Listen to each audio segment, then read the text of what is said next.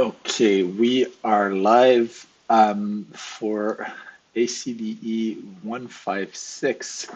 Um, Many things on the agenda today, talking about Sepolia, obviously, and then what we want to do about Gordy, potentially mainnet. Then Peter had a bunch of client-related topics that it would make sense to go over. And then finally, some updates on Cancun. So we had an SSE breakout yesterday, and then there's some EIPs that are starting to want to be considered for the upgrade. So I think it's worth chatting a bit about like how we want to approach that, and then there's a couple EIPs to discuss today. But I guess to start, does someone want to give a quick recap of Sepolia this week? Sure, I can go.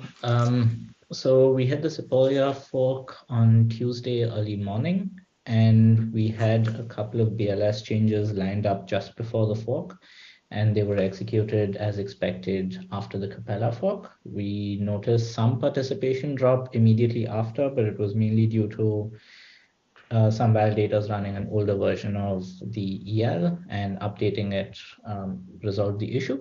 The BLS changes made it on change as expected, and we did have one full withdrawal as well. Mainly the reason for such a low number of changes and withdrawals is that the validator set is really small, but everything seems to be functioning normally right now. Nice. Any other comments? There was some issue, some bad block created by Nethermind. If Nethermind, Marek could talk about it.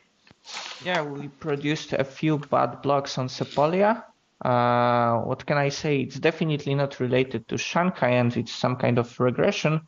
It's not like we produce it every time, but only a few of them.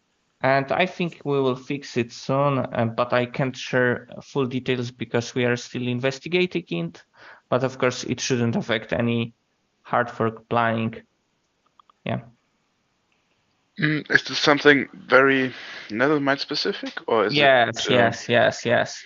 It's how we produce blocks, and I'm not sure if it's possible at all on when we have less validators than on Sepolia. But yeah, I will explore it more. I can share details later, but yeah, need to investigate it more. Okay. Any other team ran into some issues or had anything they wanted to highlight?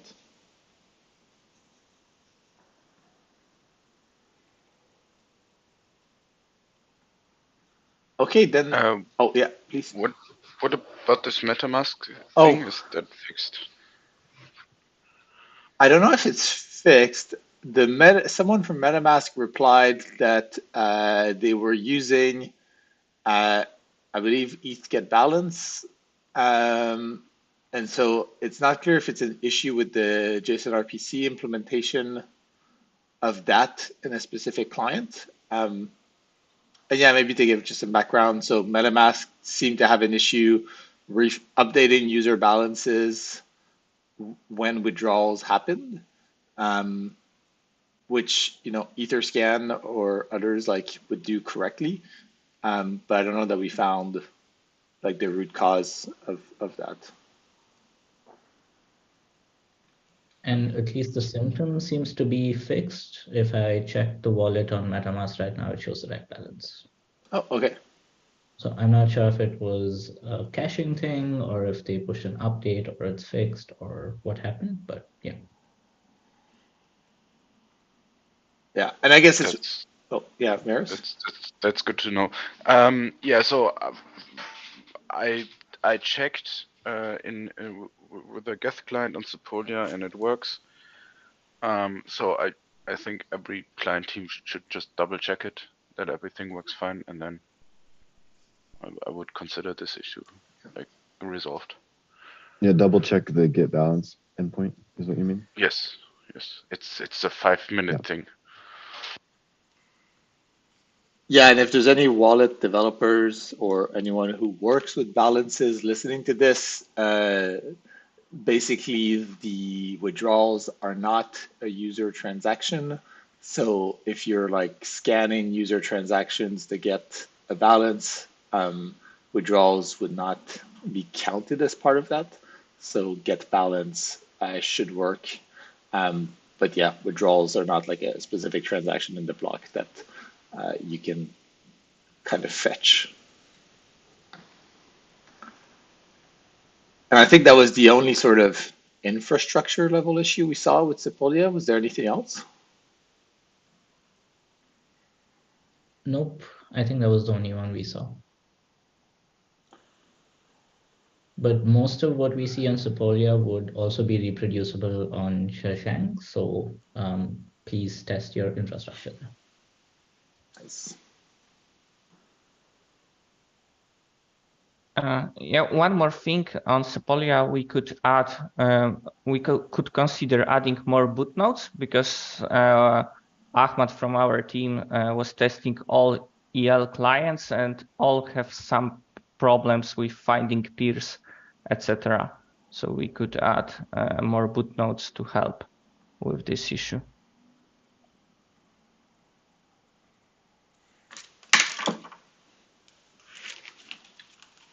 Yeah, we also had some similar issue also because no one except for Geth is able to snap serve. It's kind of very difficult to snap sync on Sepolia because we don't have many peers that are able to serve it. So yeah, it would be really, really good if other teams could implement snap serving as soon as possible, so that we don't rely on one client for all of Snap. And yeah.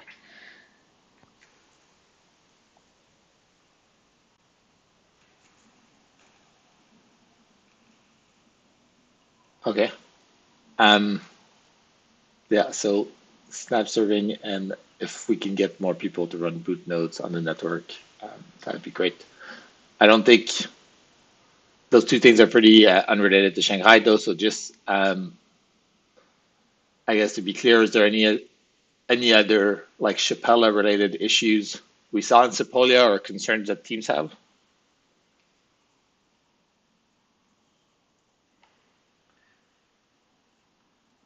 If not, I guess I'm curious how people feel about Gordy. Should we go ahead and set time for it? Do we want to do Gordy first and then wait to see how that goes and then schedule Magnet? I know, Perry, you had a comment basically proposing 2 epochs, one for March 14th and one for March 22nd. Yeah, so I guess I'm curious to hear just from different client teams what they think the next, like the best steps forwards here. Is it just Gordy and mainnet, and when should we aim for these? Ahmad?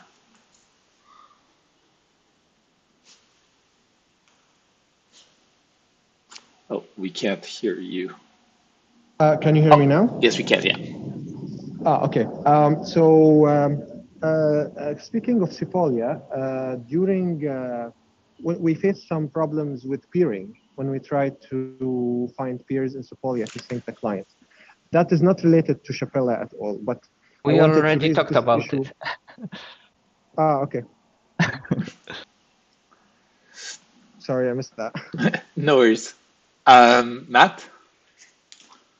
Yeah, back on the original topic, our suggestion would be to just set Gurley's date today. I have a feeling that when a lot of the public validators are testing, we'll uncover a slew of more issues, but that's just a hunch. Okay. And does Besu have a preference between the two dates? Like aiming more for the 14th versus like 22nd or so? It doesn't really matter too much for us. We didn't have very many issues at all with Sepolia, and we can adjust our release timing for either. Selfishly, the later date is always better in my opinion, but neither will be. This is a weekly held opinion. Okay. And I guess, yeah, so to hit the earlier date, so that's like 12 days from now, it means that like in the first half of next week, we'd have to like put out the blog post, and so we'd need like client releases, in the next like 4 or 5 days. Yeah. Danny? Just a quick comment on the dates or the epochs chosen.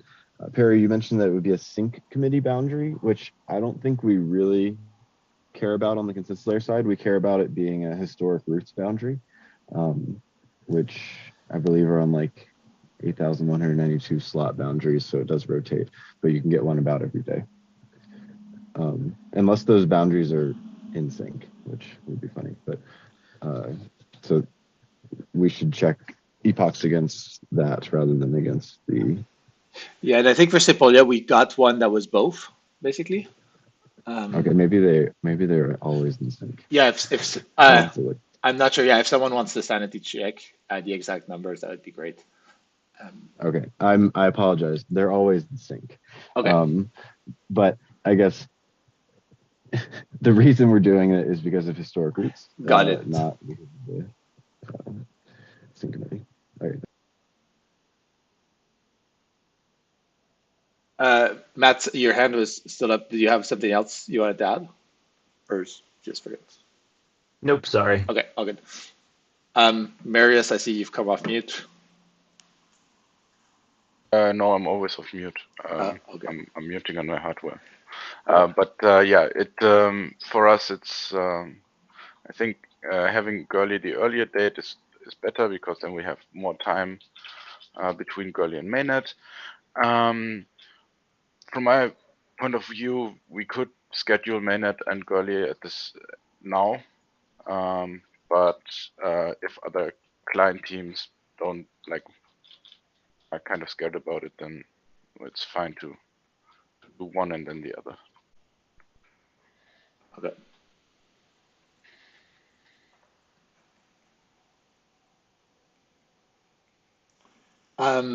Yeah, there's a proposal in the chat from Marek. What about like around the 16th for Gordy? So more like the Thursday than the Tuesday. If we did that, I guess the difference with doing that is like, if we do it on the Tuesday, then we know by like Alcor devs on the Thursday how it went. If we do it on the Thursday, at best we get maybe a couple hours before Alcor devs to see how it went. So the potential risk is like to delay the fork 2 days. We might delay our analysis like a week. Yeah. Got it. So I guess so far it seems like people would rather have Gordy a bit sooner and potentially split out the mainnet release. Does anyone disagree strongly with that?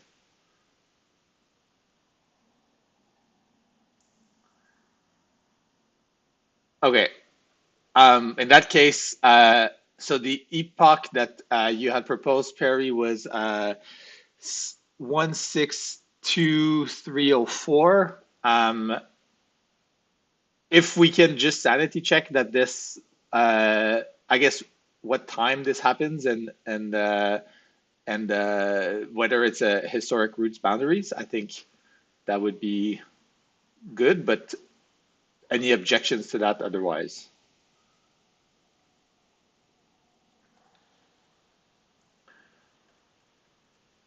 Okay, it doesn't seem like it. And let me scroll down on Adrian's tool. 162.304, 162.304. So it would be at around 10 p.m. UTC, which is 3 p.m. Pacific. There's no Europe. I guess that's, yeah, it's like late Europe, early early Australia, and midday US. Yeah. Oh, POTUS? Yeah, so what are more or less the timelines that we had? Because so we're going to be forking in 2 weeks in Gurley, and then we will need at least one meeting to set up the epoch, and then we'll need some time to soak clients for mainnet. So I'm not sure what was the consensus on how much time do we want between release and waiting for people to upgrade, and whether or not we should be talking about at least tentative dates now, Yeah, I if mean, not the epoch. for mainnet, we usually want to give people at least like 2 weeks after the announcement. That seems reasonable. So like imagine, Gordy happens on the 14th, and then everything goes well on the 16th. We agreed to move forward with mainnet. I think the earliest that puts us is like the first week of April, basically. Yeah, I was or counting at least the second, like sort of yeah, like a month after Gurley's fork. yeah, I think that seems Is that all reasonable. right? Yeah, at least to me, I don't know if anyone feels strongly. Then I don't see anything wrong with Yeah. not bundling this. Yeah, I don't think it should be as close. Like I think it's fine to move the test nets in like quicker succession than we move mainnet, basically.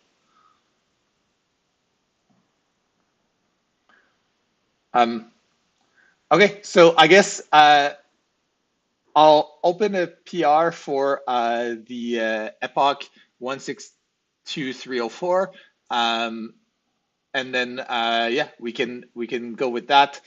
Again, assuming that I'm pretty sure the math checks out for the roots boundary. And yeah, if clients can have a release either tomorrow or early next week, that would be great. And we'll put out the announcement around midweek next week to let people know.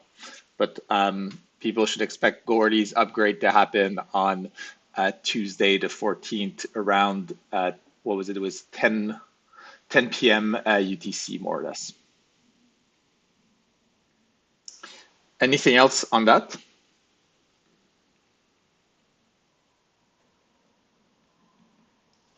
Okay. And yeah, on the next call, we can talk about the mainnet date, but I think people should expect no sooner than like 3-4 weeks after Gordy. Yeah. Do we have Peter on the call? No. Okay. So Peter had like 3 topics he wanted to bring up, but he's not here. So we'll skip those for now, and then potentially get to them at the end if he shows up or if other people have opinions.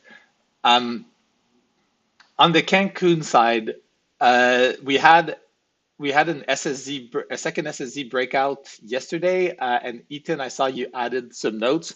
Do you want to maybe give a quick update there? Sure. Can you hear me? Yes. That's good, yeah. So yesterday we summarized the 2 approaches again. Like I did a lot of metrics testing that I measured, like whether the SSC union or the normalized transaction approach is better. And as usual with those things, we came up with even more ideas that also affect the receipt tree. So just to summarize once more for the people new to this, the goal here is to update the representation of transactions and receipts as part of the block, as part of the consensus execution payload as well. And the goal is that we can prove any individual field of a transaction or a receipt. Like you can create a proof that checks, hey, a transaction with this transaction hash was successful in this block without having to download the entire transaction. So there are 3 pieces of information that you can request in JSON RPC that are not part of the serialized transaction. Namely, that is the transaction hash itself, which is computed from the RLP serialization or the hash tree root for an SSE transaction. There is also the from address, like who is sending the transaction, who signed it. And the third piece of information is for transactions that deploy a new contract. There is the address of this new contract. And the question that we have here is whether we should put those 3 items into the transactions tree or into the receipts tree. There are arguments both ways. Transaction tree kinda makes more sense because those 3 items, the transaction hash, the from address, and the contract deploy address, they are statically computable based on just a transaction. They do not depend on the Ethereum state like the rest of the receipts. And it's also this approach that we did in the execution payload, where we put a little field in there that says block hash, even though the block hash can be computed from all the other fields. So anytime that we put something into the consensus object that is computed but requires algorithms that are unused in consensus, we could continue this tradition and make those 3 items available as part of the transaction object. The problem is that it consumes more space in consensus objects. That's 32 bytes for the transaction ID, it's 20 bytes for the contract deploy address, and it's another 20 bytes for the from address. So it's about 50 bytes that we are talking per transaction. That is about 10 kilobytes per block, that it is bigger if we include those in that. The alternative is to put it into the receipts object. And there are arguments in favor of that as well, because those receipts already contain information about the outcome of a transaction. It's kind of fitting to put stuff like, hey, a contract was deployed at this new address, or a transaction was included into a block with this additional hash or with this from address. Arguments can be made both ways. In the JSON RPC, currently the transaction hash and the from address, they are exposed in both get block by number and in get transaction receipts. And the contract address is exposed only as part of the receipt, but that's just JSON RPC. So yeah, just as an additional point. So if someone has big preference one way or the other, that would be nice to speak up.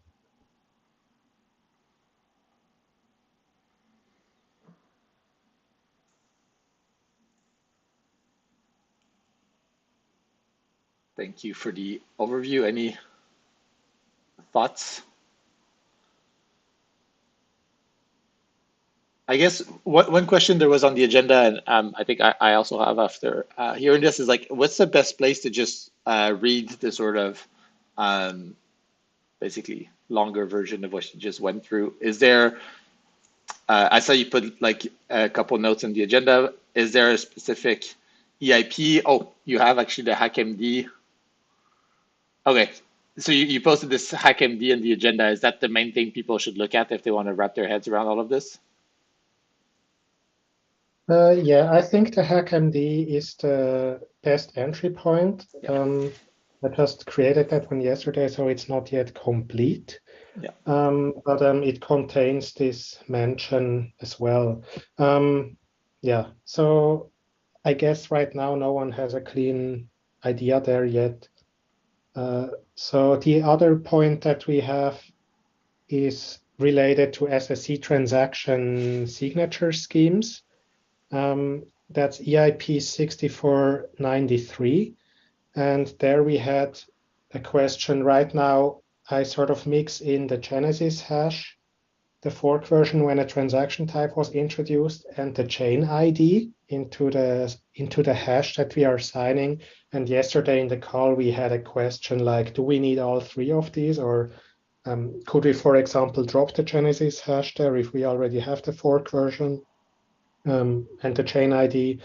So if someone is still familiar with the decision process of why the Genesis validators root and the fork versions are both used in consensus, maybe that could put some more light into this, like what actually should we put in those signatures on execution?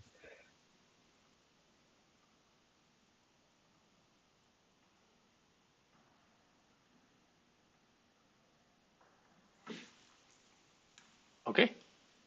Any thoughts, comments?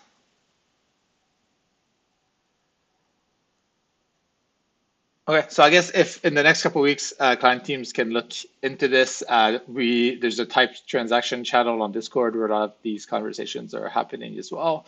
But obviously figuring out how we want to approach things for Cancun with regards to SSZ is pretty important.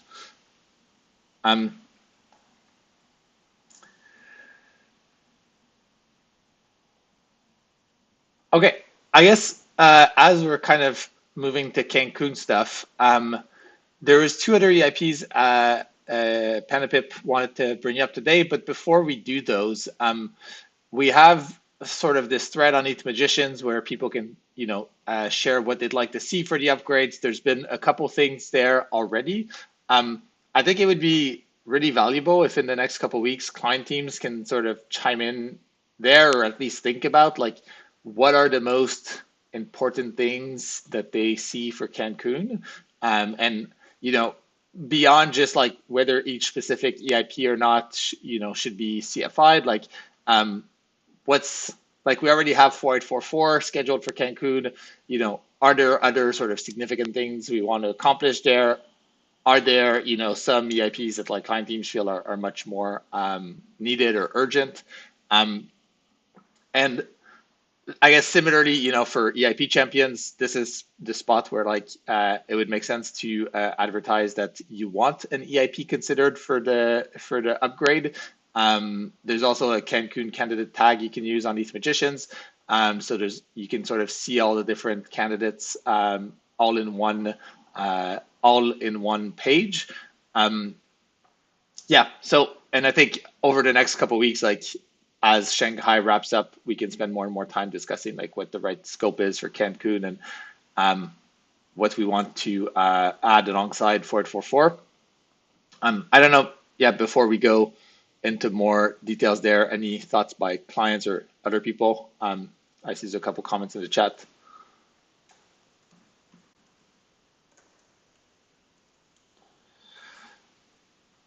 Okay, so BLS precompile and 4788 is this, I believe, the Beacon State route in the EL. There are two that got mentioned. Anything else teams feel strongly about today?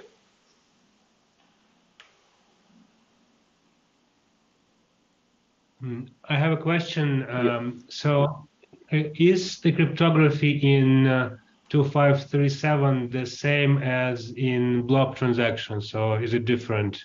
My thinking is whether if it's the same, then it might make sense to bundle them together. Alex, don't know if you have a mic.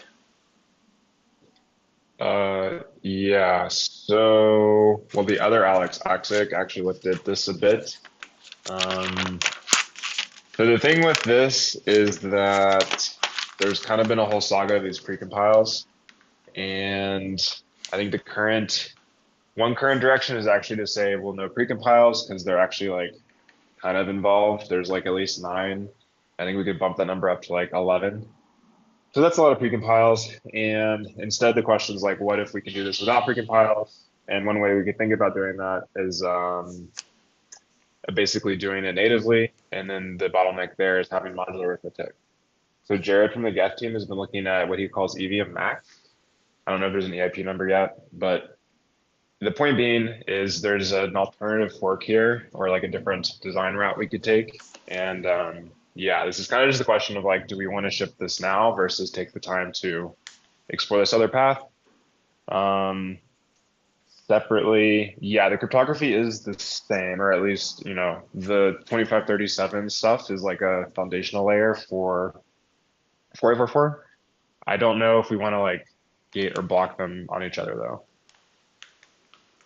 Got it. Thanks. Danny? Yeah, I mean, I'm very pro EVM Max and these other things that can help us not have to write precompiles in the future. I mean, at this point, I see BLS as like a native Ethereum curve, a native Ethereum crypto, and so we have the tools, we have the libraries, we have like extremely robust versions of these, and so exposing those to the EVM makes sense to me. Whereas I totally agree that we should do things to not have to maintain and build all of these curves outside of the EVM, but this one seems pretty native. Thanks. Dano? One of the things I'd like to raise against the idea of random curves as precompiles is the gas pricing is sometimes overfitted to a specific algorithm to try and fix a particular curve. And then sometimes there's like holes that don't map specifically. If we use something like EVM Max to charge per instruction and there's optimizations or there's de-optimizations that are needed, and the gas prices are reflected natively in the contract bringing the code they want. And that reduces risks related to gas-based consumption in a block. So I think that's why we should be very skeptical of bringing random curves in as new precompiles. And also the EIP for EVMX, I think, is 5843. I posted that in chat. Thank you.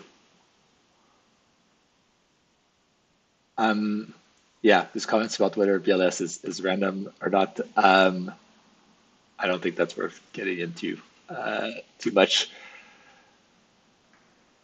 Okay, so yeah, let's spend more time, I guess, in the next 2 weeks just thinking about you know, what client teams would like to see, and others who are listening to this as well. If you want to chime in, this ETH Magicians thread is probably the best spot to do it. And I'll look over all of it before the next call and make sure to like summarize it, and yeah, so we can come in the call with a bit more of an informed opinion.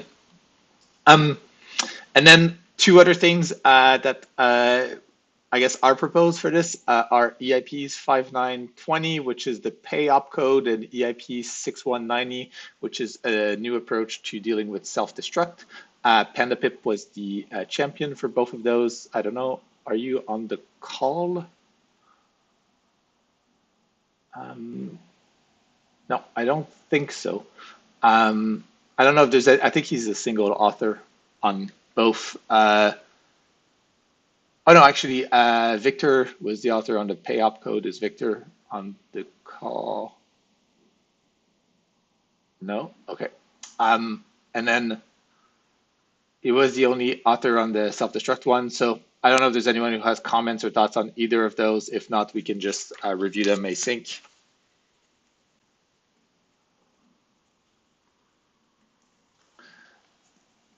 Okay. Sorry, yeah. I was looking to raise my hand. I couldn't find the thing. No worries. Yeah, please. I didn't go through it very thoroughly, but I did look at the self-destruct one. Yep. I don't think it should be called Verkle compatible self-destruct, because I don't think it's really directly related to Verkle. It's more like the new self-destruct. We wanted to disable self-destruct. Yeah, so that's a nitpick, but I don't think it should be called like Verkle should be in there. One thing I did not understand, so maybe someone did, or at least maybe I misunderstood.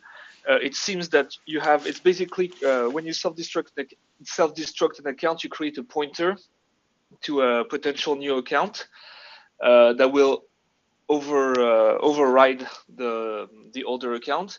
And what I see is that effectively self-destruct or creating or self-destructing an account will mean you'll have to jump from self-destructed account to self-destructed account, and that makes self-destruct. I mean, the cost of self-destruct is not constant. And yeah, I'm also worried about the need to jump all over the database. So what I would like to have discussed was an opportunity to update the pointer, like basically only have one pointer, so that you don't jump all over the database. So that was my first comment. And I had another comment. Oh yeah, I don't think at least I did not understand how create2 would be affected. I think that's missing from the EIP. So yeah, if maybe I missed something, I would like to know if someone understands it differently. Thanks. Anyone have comments or thoughts? Yeah, Dankrad?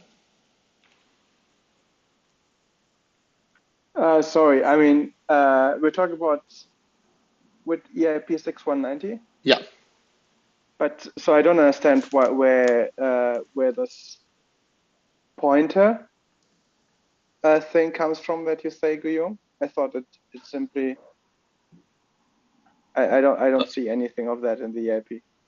Well, when you self-destruct, okay, maybe I misunderstood again, but from what I understand, when you self-destruct something, you replace the code with 1 and you set the nonce to some value, right? It's not when you self-destruct that you create a pointer, it's when you create what you call create again.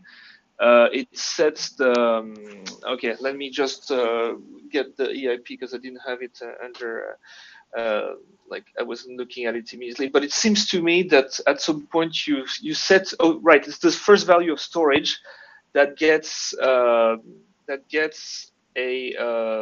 like the contract 0 slot, storage slot, quoting the EIP, is set to the address that would be issued if the contract use the create of code. So that's what I call the pointer. It's the step 2 in the self-destruct behavior.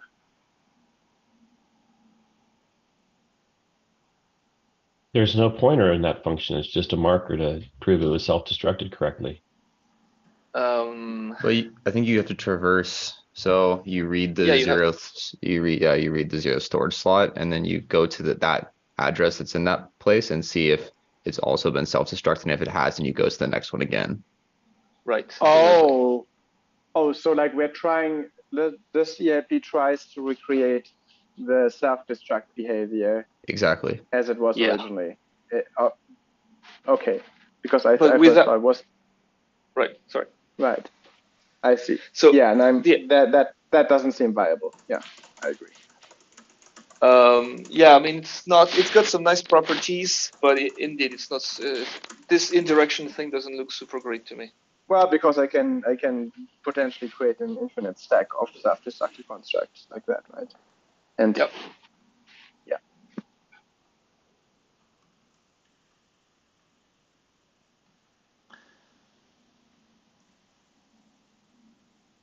Okay. Any other? I mean, the EIP seems incomplete to me actually. Like if this is the intended behavior, that basically every time you self-destruct, you compute a new contract address, and next time a contract is created at that old address, you use this new contract address instead. This behavior is not specified in that EIP. So that seems largely incomplete then. But yeah, I don't think that would be viable. Unless we can somehow make contract invocation and everything depend on, like the gas cost depend on the number of times it's been self-destructed. And I guess for oh, sorry, yeah, go ahead. Yeah, I think, but if the code is overwritten to just 0, 1, there is no further possibility of self-destruct. It's only like, because, yeah, it's self-destruct is obliterated by the code rewrite. Sorry, what code rewrite? So I think maybe I'm misunderstanding something, but I think in the EAP, if the contract code is set to 0, 1, so once it's self-destructed, it loses the capability of further self-destruct because there is no Sure, but a new destruction. But a new contract can be deployed at that address that would have the capability again, right? No. The address, yeah, the account doesn't actually get removed, so it's not able to deploy. Okay, the specification is unclear to me then, what it's supposed to mean. Sure. Why are we writing this new address at the 0th storage slot? So it's actually explained in a different EIP, which is 6189, I think, where you, that's what I was describing with pointers. You forward the calls. I think the words they use is. So yeah, you create a new contract. So if you self-destruct the new contract, like if you self-destruct a contract and then you recreate on top of it, and then you self-destruct this new contract, the self-destruct gets forwarded, and every time this is written in gas cost of self-destruct. It says every time you get a forward, or they call it an alias, you pay 5,000 gas extra. So it is it is not overwritten. It's you create a new contract that serves as an alias. Well, the self-destructed contract is an alias to this newly created contract, and the chain can go on forever. Well, not forever, but long enough.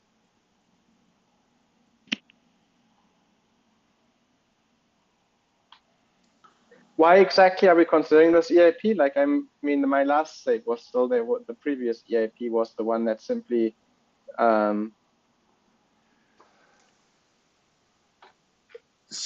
like, I mean, this is a very elaborate construction to reconstruct the original self-destruct behavior, and it's kind of annoying. Yeah, and I think so. Last time there was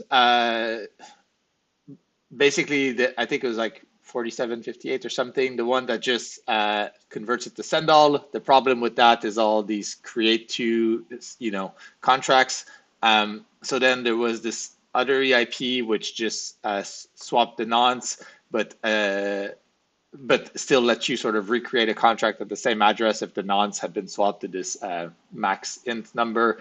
But then the issue with that is you can get like mutable contracts where like the contract storage is not cleared, so you could redeploy a contract at the same address using the old storage, which is unsafe. And I think this is sort of where we got stuck. And okay, but I haven't seen the discussion where like there was anyone who was actually affected by this. There's there's so why are we not considering that version of the EIP, which is less complex than this? So Jared, I believe, like looked at affected contracts. Like there are several contracts which would break, and like non-trivial contracts if we just convert the send all, and this is where. No, I understand that part. Yeah. I'm talking about the next step, not about the send all. Yeah. So no one, I guess the short answer is no one has done it. So I think the two next steps that you probably want. We should consider that other version of the EIP and only default to this crazy construction if we find that breaks something major. Yeah. Right? And I guess then the two paths to explore, one is like 4758 with a tweak. Another is kind of a weird tweak, but like, you allow self-destructing and recreating in the same transaction or something, and I think that would solve most of the affected contracts, but it did add a lot of complexity. And I think there was another proposal, which is you allow recreating new contracts if they've been self-destructed with this like nonce change, but you move the storage to a new location, so you're not deleting the old storage from the try, but you're making it inaccessible. And the downside there is obviously that's basically state growth, but well, the downside is significant complexity to support an absolutely marginal thing that has no real use case. The downside of what, sorry? of this latest suite of EIPs like 6.190 and stuff. Yeah. But yeah, like, I mean, it's an insane amount of complexity. That's what we really wanted to avoid. Yeah. Yeah, and I think it would be good for somebody to just look in the different, like, how do you not break this create to redeploy flow with the least amount of complexity? I agree, that would be like a very valuable thing to do. Well, I mean, it's not possible with anything less than this. Like, if we want to recreate the full behavior, then I mean, this has been possible, clear and possible from the beginning. But I really want to avoid it. At the risk of basically bricking some contracts, correct? Oh yeah. Okay. Yeah.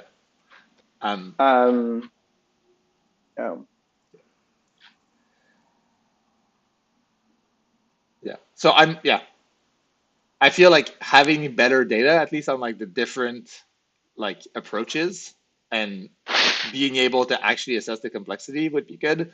And obviously, like ideally breaking 0 contracts would be ideal. Yeah. By the way, what is the state of deprecating self-destruct? Have we made that decision? Yeah, so it's deprecated as of Shanghai, basically. So we told people it's deprecated. Yeah. Or I guess we'll tell, it hasn't happened on mainnet yet, but like it's part of the Shanghai spec.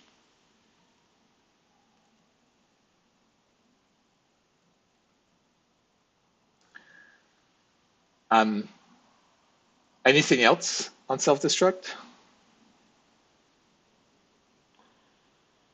Okay.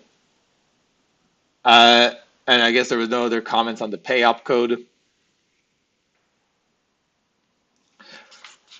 Okay, then Peter, you had 3 things you wanted to chat about. Removing pending block / pending transaction, 866, and then removing support for non-merged networks. Do you want to give some quick background on those? Sure. So let's take the easiest one. So for 4844, we spec'd out ETH68, and I think most clients are already on it. Or if they are not, I'm hoping everybody's on ETH67 at least. And then the question is, can we simply drop ETH66? Is anybody opposed to that? Essentially, if any client is so unless there's a client still on ETH66, it should be fine to drop it. I'm just asking because it's just good hygiene to delete old stuff that are not needed anymore. Does anyone oppose dropping ETH66? Out of curiosity, does anyone oppose dropping ETH67? Might as well drop both. We have ETH68 implemented, but not released on purpose. EIP was in draft, and in case of new breaking changes in EIP, it could break communication between peers. But if we all agree today that there will be no changes to this EIP, we can add it in next release. Knowing that the hard fork is coming, it means that all Nethermind nodes after hard fork will support ETH68. Of course, previous version don't support, as I said, on purpose, because EIP was in draft. Yeah, so it's this is just the weirdness of the EIP process. I think everybody was kind of on board with ETH68 the way it was spec'd, and since, I mean, even if one client releases it, you already cannot really change it anymore without breaking that client. And I think currently almost all the clients have it implemented and apparently rolled out. So there's no possibility to change it. The only way to change it is to just roll out ETH69 at this point. Yeah, so we will add it to the next release. Okay. Then I guess what we can do is remove 66 now and 67, I guess, after the hard fork, because then everybody should be up to date. Cool. Fabio? Yes, we in Besu were thinking about that, and let's say we are also fine. We keep supporting all the version of the protocol for private network, but we can announce only the new version on mainnet. But we were also evaluating that since at the moment only GET support SnapSync, removing this will also remove the support for FastSync. And what if we wait? That was already removed, wasn't it? Yeah. What if we wait for at least another client to implement a SnapSync server before doing that? This was our suggestion. Lucas? So I think like we can deprecate ETH66, but that doesn't mean we have to remove it. I think Geth wants to remove it because going forward with their state layout. In terms of Nevermind, we are working on implementing our own state layout changes and supporting snapshots and SnapSync, but yeah, I hope this will come somewhere this year, but yeah, that's it. So I think we can like say 66 is deprecated, while still some clients can support it if needed. So we also need it on other chains where there aren't Geth nodes to sync. So we won't like remove it entirely right now. Got it. Andrew? Well, Aragon formally supports this 66, but not actually doesn't, because it doesn't serve get node data. So like dropping it for Aragon would be actually clearer. We don't have this capability and like no intention of supporting get node data. So I guess, does it make sense to deprecate it on mainnet as of Shanghai, basically? And then if client teams can also ship ETH68 as part of the Shanghai release, that'd be good, because then we know sort of all the mainnet peers support ETH68. Yeah, actually, I think that the catch that I was missing is that ETH66 was the last one. Wait, doesn't ETH68? Did we nuke get node data out of ETH67?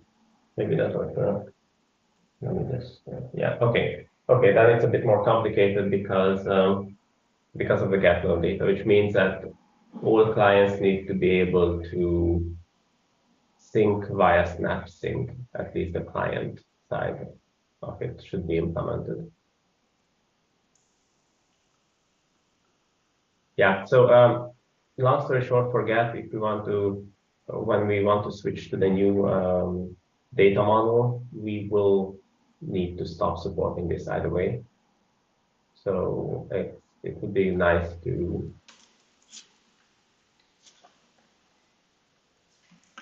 have other clients also catch up with the synchronization part. Plus, it would be super nice if other clients could actually start serving it, because it's yeah, currently on Sepolia, synchronizing Sepolia is a bit hard because there are relatively few GET nodes, but only GET nodes can serve snapshot data. So it's a bit annoying.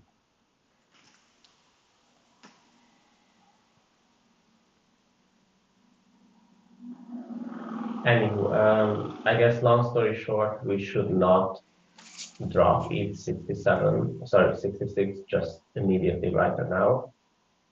But yeah, we will be forced to drop it when we switch the try.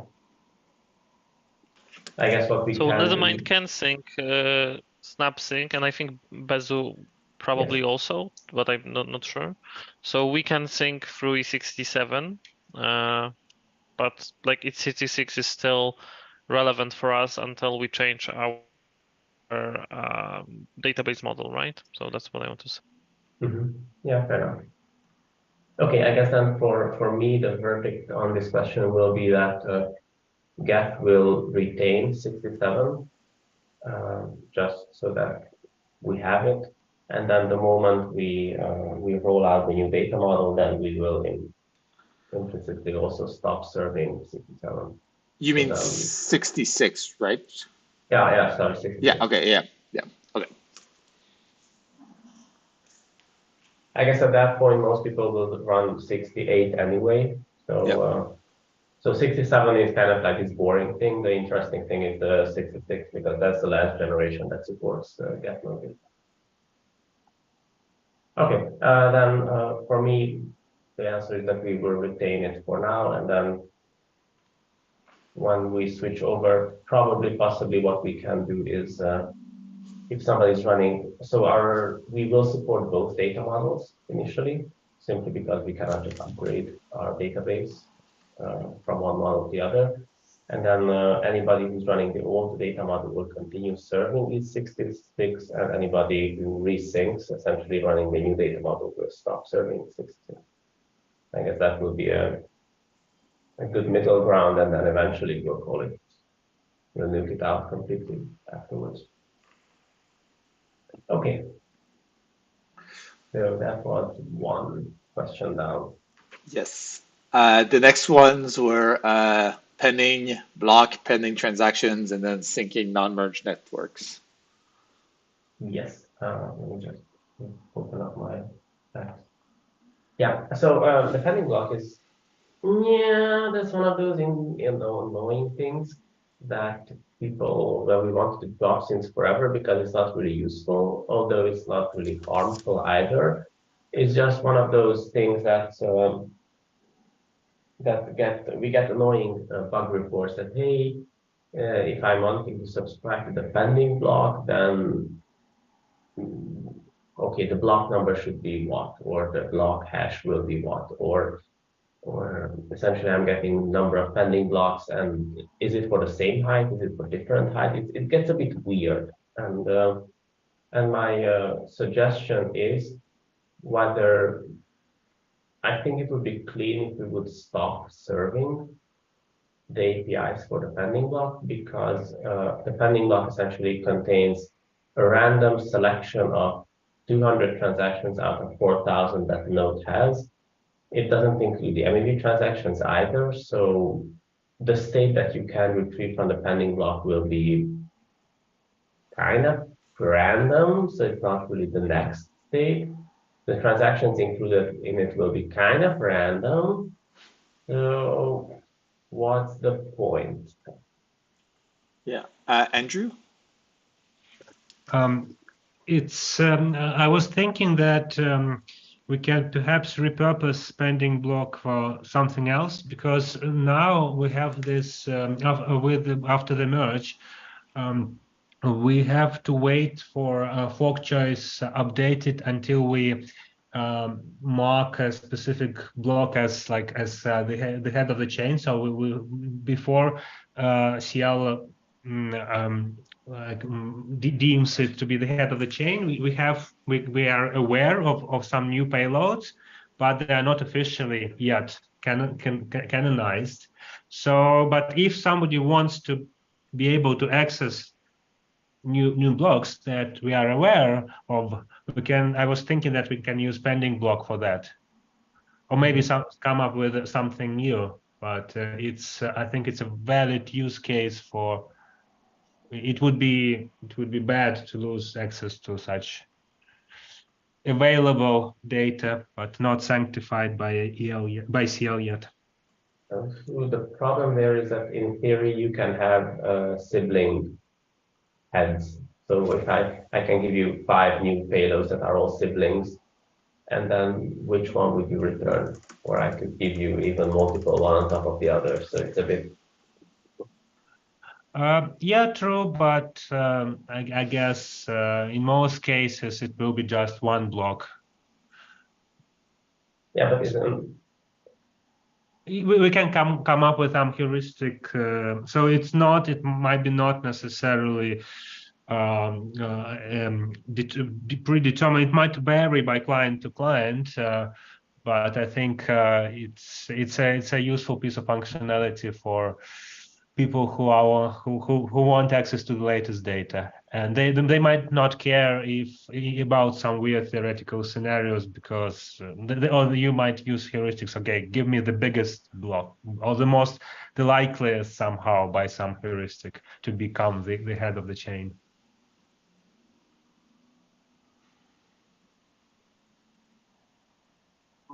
Yeah, but that kind of changes things a bit again, because that's in that case you can actually, for example, retrieve transactions which belong to a specific block, or those blocks have a proper block number, block hash, difficult. So it's depending block has a lot of these guesswork fields, whereas if it's included in the chain already, even if it's not set as the head yet, then it kind of behaves like the old blocks already. So it's it's for me the weird thing is that we have these, for example, you can filter for pending transactions, but then okay, you have a stream of transactions, but do they belong to the same pending block, different pending blocks? I don't know. It can all be interpreted and somehow add necessary context. It just seems like a mental effort that's not really useful. So is there any legitimate use case for the pending block? Like ever anything? We can definitely keep it. It's just I'm not sure there's a point in keeping it.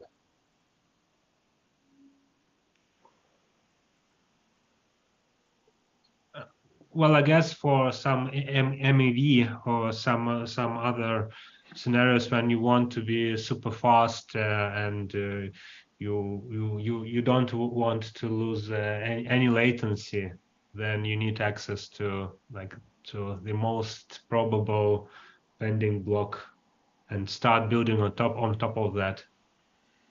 Yeah, but that's my point. That is not the most probable one. So currently with all the flash bundling and everything, it's the next block will be.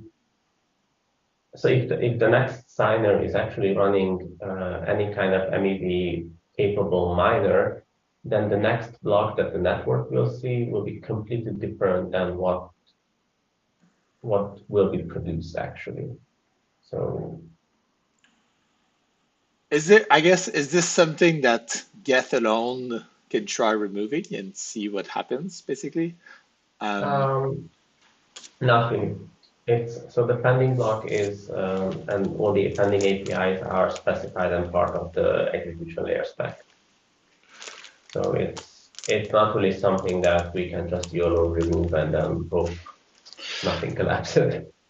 So maybe one way to actually see if it's useful is to just make a PR to the execution API specs, removing it, and then share that with MEV people or other, I guess, developers or users and see do they object strongly on the PR. Yeah.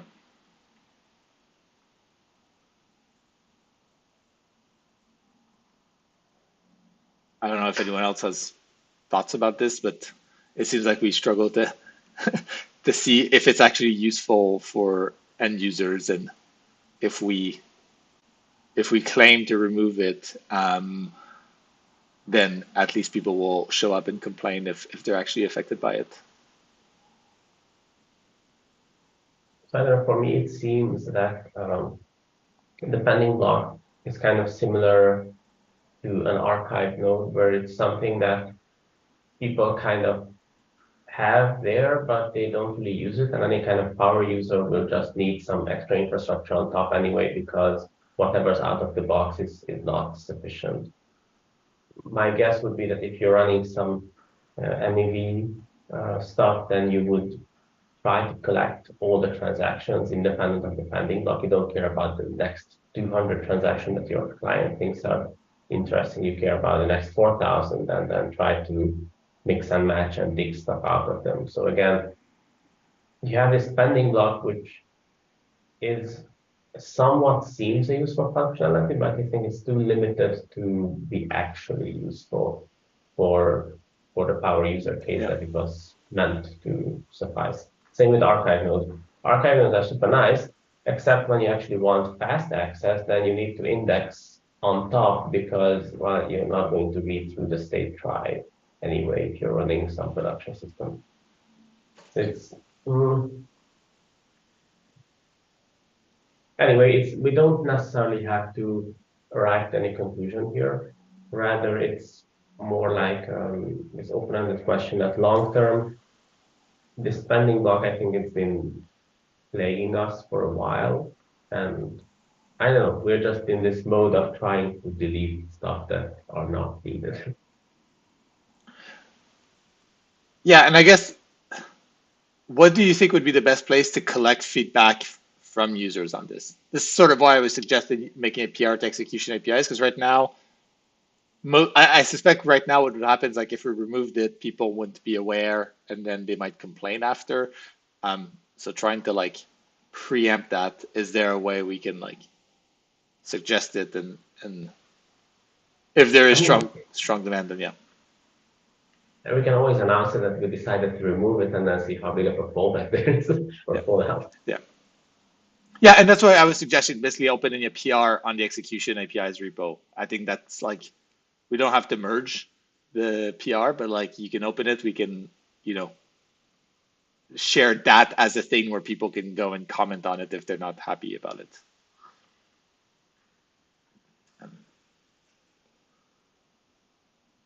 Okay. Yeah. I'll try to do something like that. Cool. Yeah, and you had pending transaction as well, which I assume is like the same. Not pending block, pending everything. It's okay, yeah, but it's the same point. Yeah, got it. So with pending transaction, there's a bit of a nuance there because I think for GET specifically, when you retrieve the pending transactions, we don't give you the transactions from the pending block, but the transactions from the transaction pool, because everybody was kind of interested in that and not the pending block, which kind of already highlights it that the pending block itself is kind of useless and people want something else. So I'm completely fine to retain the functionality to retrieve the pile of transactions from the pool. That seems like a useful thing. I just don't see assembling that into a part of that into a block and then returning that subset.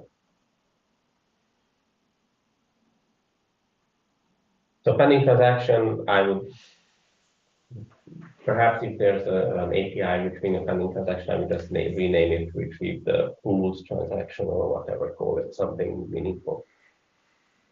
Okay. Okay, and then the last one was Lucas was saying on the chat that we should draw the pending block parameter. I mean, I'm assuming you mean that pending string literal identifier. That so kind of that's the point. Get rid of that and all its implication. Cool. Okay, and my last open-ended question, again, it's more like a discussion starter, thinking starter, is that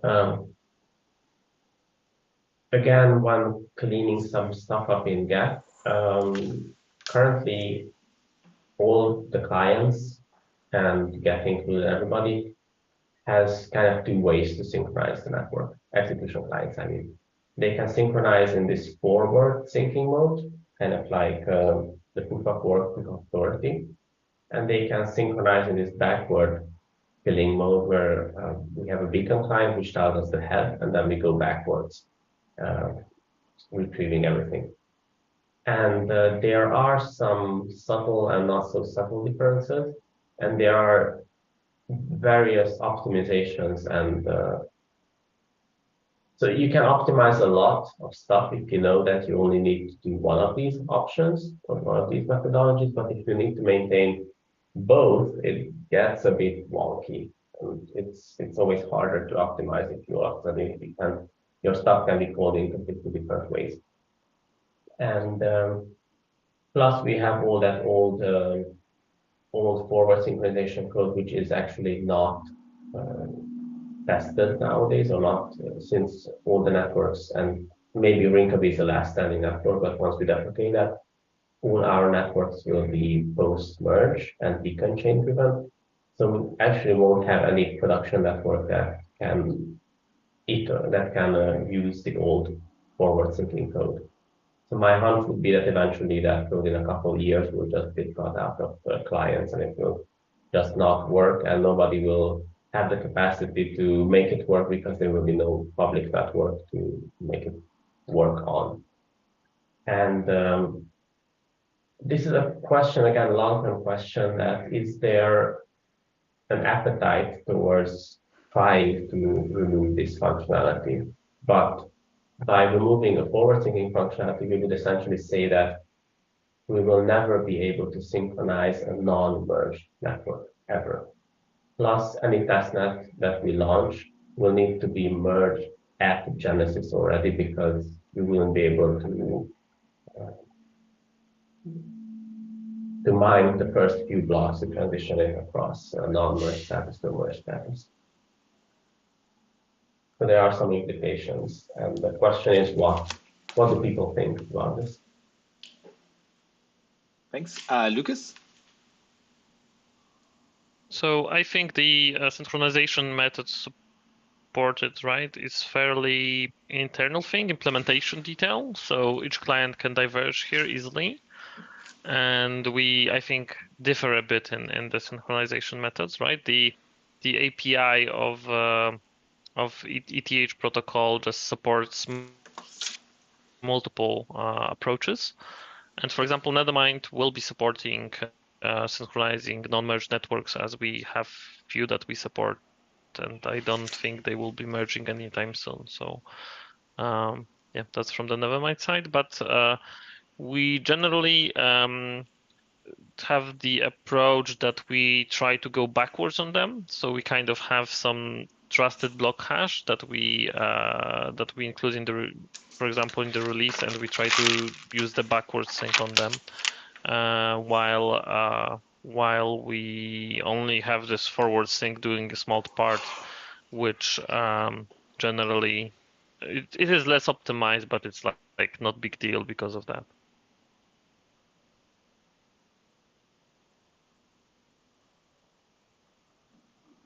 Thanks. Any other thoughts?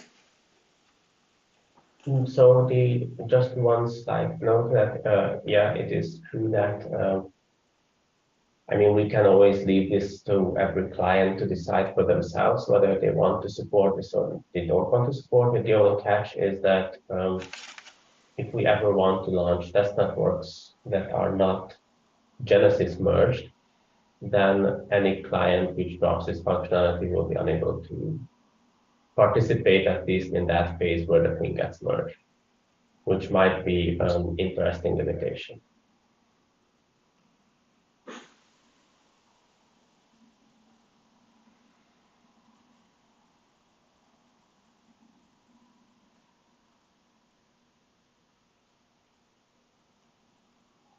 Any other thoughts, comments?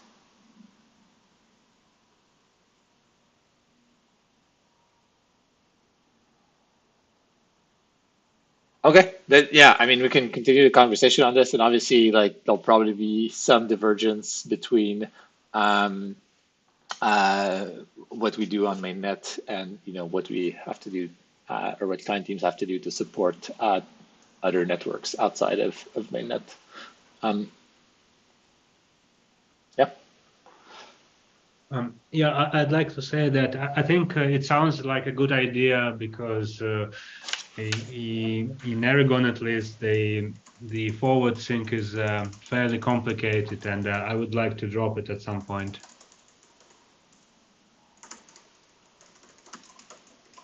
But forward sync is one thing. Supporting block propagation, block announcements, block fetching from the other side is, for example, another mechanism that is only useful for non-merged networks. So if we assume that a client will not support a non-merged network going forward, then all this block retrieval logic can be completely deleted. Again, these are not necessarily big complicated things, especially since they are kind of working now. It's just a maintenance thing that the code is there, and when you want to refactor some API or something, then you always have to tiptoe around existing code that nobody's using, so it might blow up in your face anyway when somebody tries to use it later. Obviously, it might be different for some clients which wants to support non-Ethereum networks. That's one thing, and the other thing is I'm not sure what layer 2s do. So it might be interesting to get some feedback on some layer 2s, because I know quite a few layer 2s are Geth derivatives. So I would be curious how they work internally, because I don't know if they depend on this or not. Can we start by creating a new ETH protocol to drop the messages?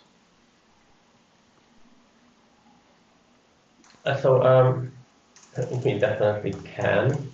I guess it will be kind of similarly bit problematic like ETH66, where if some client wants to keep supporting this, then they will need to support some, for example, ETH66, which is fine as long as we are just dropping stuff.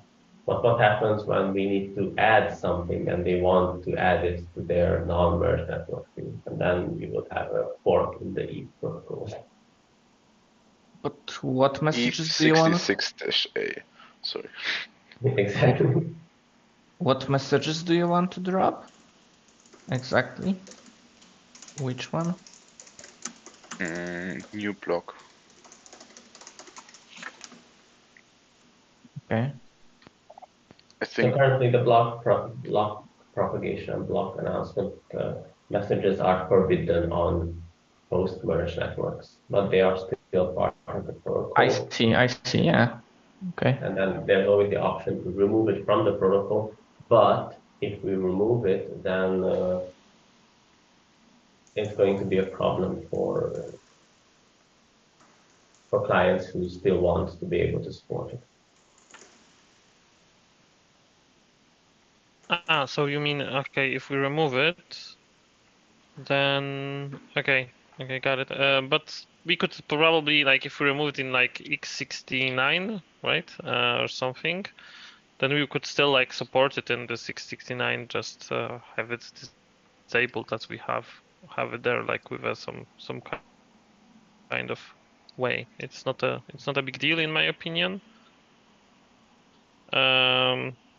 But yeah, the question, it's not like a question for, it's limiting things, so we shouldn't like maybe take it to like be blocked by it. But yeah, if someone especially uses especially Geth as a fork, and for example L2s, etc., they wouldn't be able to, they would have to like be very careful when merging stuff, right? Back if this uses there. So I don't know from this perspective, but it shouldn't be a blocker to go forward in general.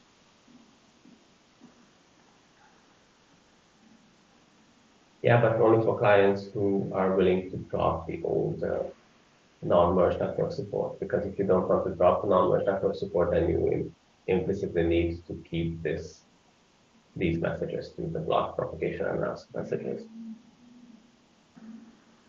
That means that you cannot just remove it from the protocol.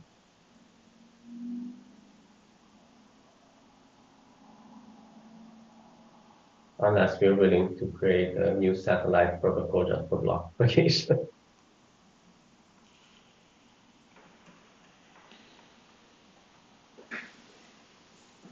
Anyway, yes, it's a workaround, right? Sorry?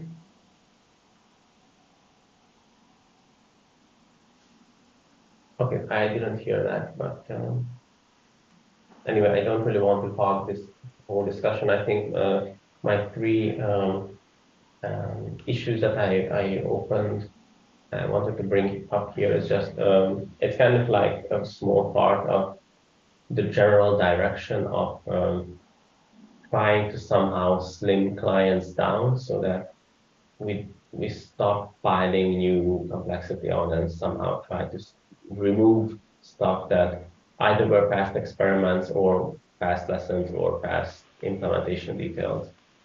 And it's always a bit annoying to remove stuff because there's always somebody relying on it. And I definitely think we should somehow figure out how to proceed for those people. I don't really want to just leave people hanging in the air, but I think, need to accept that we cannot pile complexity on top forever. We need to somehow start trimming down stuff.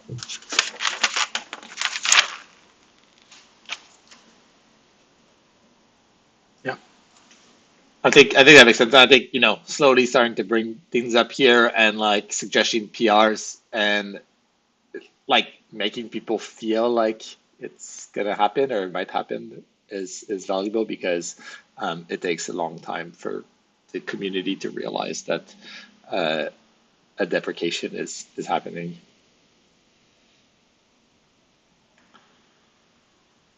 Anything else anyone wanted to discuss today? I mean, Matt really loves this, so we need to fill out the Yeah, last we need to fill the last 8 minutes for Matt. Is he still even on the call? Did he drop off the call? Okay, no, he's still here. The pressure. Yeah, I like the idea, Jerry. Considered for deprecation, CFD. And I think that is something though, like we've announced self-destruct being deprecated in this upgrade. Like I think at the very least, when we make these network upgrades, we can flag stuff as deprecated. Even if there's no actual code changes, that's a good way to, you know, start letting people know. Yeah. But yeah, okay. If there's nothing else, then yeah, I guess that's it for today. I'll put up the PRs for the Gordy fork epochs, and we can announce that next week when client teams have releases out. But yeah, thanks everyone, and talk to you soon. Thank you. Bye bye. Thank you. Bye. Bye. everyone.